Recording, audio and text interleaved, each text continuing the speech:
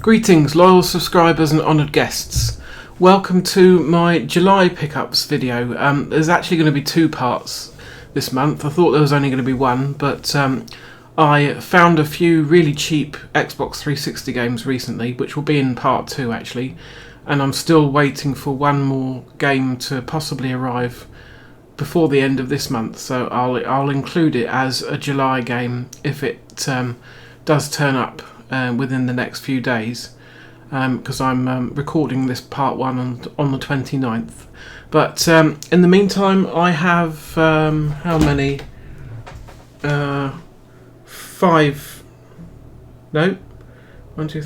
6 games to show you. So I've got a couple of Switch games to start with. The Switch has really been on a roll recently, I think, with retro themed updates of older games, and we start with one I'm really looking forward to starting, but I'm holding off putting this in and playing this until I've finished Nostalgia on the DS, but I'm nearly done with that. In fact, I should be done with the main campaign today, and then I have to decide if I want to do the post-game stuff. But anyway, that first game is Live Alive on the Switch, of course, and let's just switch over to the trailer for that. So Live Alive is an old SNES era, or Super Nintendo if you're fussy, RPG by Square Enix, which never got released in the West back then, and I think it was a fairly niche sort of game even in Japan, but I had heard of it before in passing, but I didn't really know a lot about it, because it's the sort of game that would get mentioned on RP Gamer every so often, and I would read that site quite a lot in the late 90s and early 2000s. So yeah, I kind of knew a little bit about it. But anyway, the cool thing is that you play as a bunch of different characters in different time periods, and all of the time periods play quite differently. You can pick anyone that you want in any order. And once you've got through all of those, I think they do eventually link up together for one final chapter.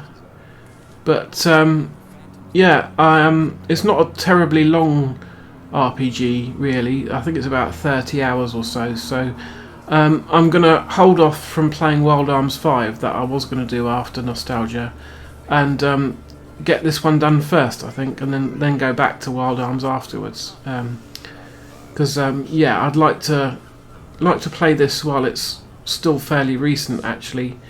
I've been looking forward to it all year, so yeah, that's Live Alive, and as it says, there is a demo version, and it's a big demo, and the save is carried over to the full game. So yeah, let's switch back. So the other Switch game I've got to show you this time came out a few weeks ago, and it is Klonoa Fantasy Reverie series. So let's start the trailer. So the Klonoa series is one that I've always been quite interested in, but I keep missing out on it. I never picked up the PS1 version of Klonoa 1 or the PlayStation 2 version of Klonoa 2, and then I neglected to buy the Wii update of Klonoa 1 when that came out, and they become expensive after a while. So yeah, I've never really had the opportunity to play any of these games except for the Game Boy Advance games, which aren't included here. But so I've finally sorted that out, and I can finally enjoy Klonoa 1 and 2. They're just sort of classic platformers where you grab enemies and use them to get to higher places by throwing them and using the momentum. So anyway, yeah, I'm really looking forward to that. So the next two games are connected. We've got a PS2 game first, and this is Genji, Dawn of the Samurai, I think is the subtitle, but the PAL version doesn't have a subtitle on it. So let's have a little look. I think these games are reasonably well regarded. They're sort of action hack and slash games, and I do enjoy stuff like Onimusha quite a bit, and I've dabbled with stuff like Devil May Cry, and it's too difficult for me really. But yeah, this looks more like a sort of game that people who enjoy the Onimusha games would enjoy. But yeah, I never picked it up until now. It's really cheap, so yeah, it was an easy decision to pick this one up. I think it was $3.99. And we'll come on to the sequel in just a second. But I think, yeah, despite this being a low-res trailer, really, the graphics look quite nice here. I don't know whether I'll be able to complete it and how difficult it's considered. But yeah, I might put this in fairly soon while I'm sort of in between games, because I've sort of finished everything that I was juggling all at once. Just this week I've managed to knock off, I think, 3 games that I had on the go. I've got one more which I'm going to try and finish this weekend, and then I might just have a little bit of time, a few days maybe, just sort of dabbling with games and not fully committing to anything. And I'll probably check out Genji on the PS2 then, because it's been a while since I've played anything on the PS2. But anyway, that's that one. And of course the next game is the PS3 sequel to that, Genji Days of the Blade. Yes. So let's have a look. And of course this game is infamous within E3 conference history, because it spawned the whole giant enemy crab and massive damage meme, where, if you're not familiar with it, someone came on to demo this game, and they made a big point of saying how historically accurate it was to the time period and everything, and then they proceeded to show off a giant enemy crab boss, which you could do massive damage to if you stabbed it in its weak point. So sort of completely making their realism statement nonsense. But yeah, it is partially based on a real period in history, but it's full of fantastical creatures and characters that didn't exist in real life. And yeah, it looks quite similar to the first Genji, really. I think it's got all the same characters, because there are multiple characters you can play as, not just Genji himself. I don't know any of their names, but it's yeah, it's a decent sort of small series which died out after this entry. I think the developers made Folklore as well a bit later, which I do have in my PS3 collection. Annoyingly, I can't capture PS3 games anymore, because my old capture device died, and I bought a new one, and I haven't been able to bypass the copy protection for capturing PS3 games on the new device, even with a HDMI splitter that's supposed to remove the copy protection. So it's really annoying that I can't capture PS3 games or anything on the PlayStation TV box either anymore. But I could still make a video on this game if I found a long play and I was allowed to use snippets of that as the video. I might go that route. There's a few games that I might do that with, but it's just a matter of tracking down a long play and making sure they give permission to use the footage if you give them credit. things like that. But yeah, it looks pretty cool. As far as I know, it's not available on PS Plus Premium as a streaming game, but it could be. But I don't like playing those anyway. I have messed around with them recently, actually, but the lag is just still too noticeable. I don't know if that's my fault for still having quite a slow connection, slower than it needs really, or if it's just the service still isn't really very good. But yeah, I wouldn't recommend streaming PS3 games, especially if you've still got a PS3 to play them on anyway. So yes, that's that one. So I've got another PS3 pickup here. This one was from CEX and it was £4 because the price is still on there. And it's a game called Captain Morgaine and the Golden Turtle.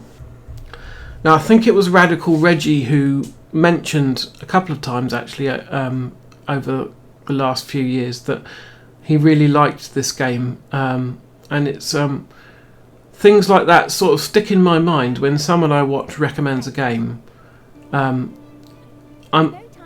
It sort of goes in there and I remember, and if I see it then I do pick them up. So this is, I just happened to see a copy of this when I was browsing about a week ago, and yeah, it was £4, and I do like point and click adventure games, and in particular the Monkey Island series, and this is pirate themed, so it's along the same sort of lines as Monkey Island.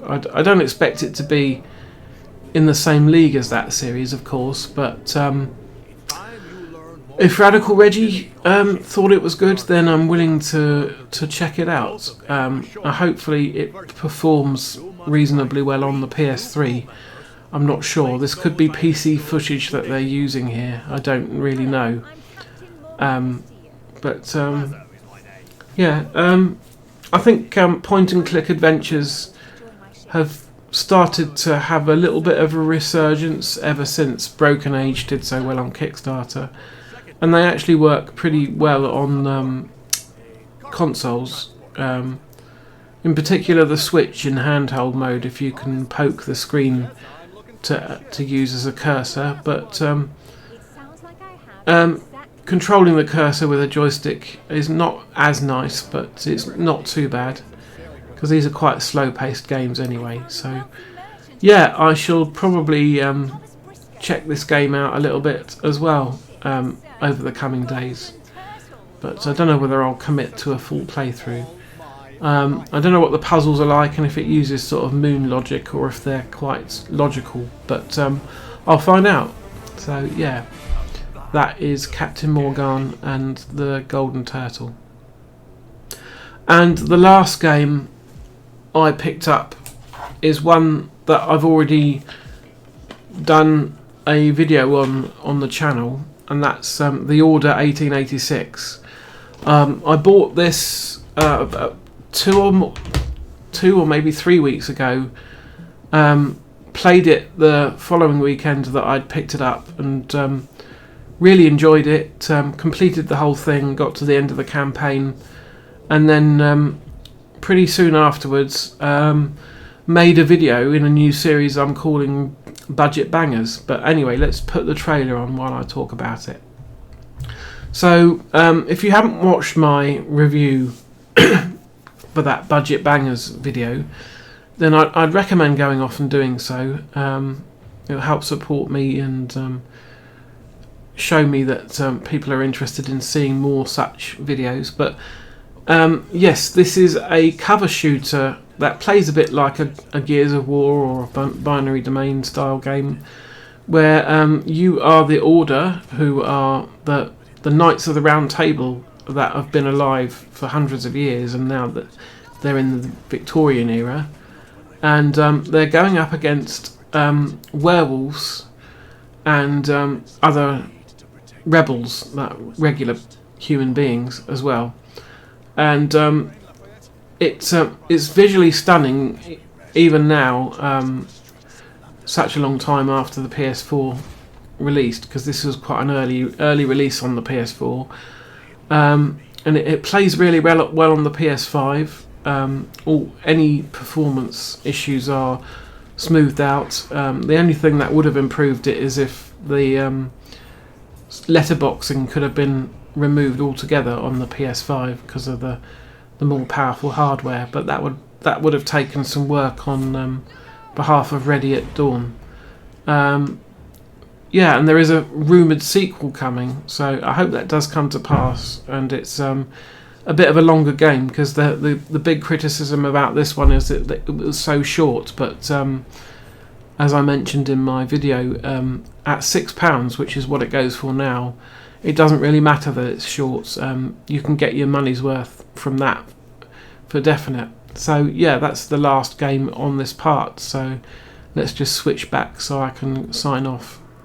Yeah, so it's a bit of a shorter one, actually. Well, I say shorter, but it's going to be almost 20 minutes by the time I've finished whiffling here. But yeah, there'll be another part with the rest of the July games in a week's time. So yeah, thanks for watching if you did. Let me know if you have played any of these games, or if you're interested in playing them now. Yeah, so yeah, thank you for watching. I'll see you on the next one, and in the meantime, take care.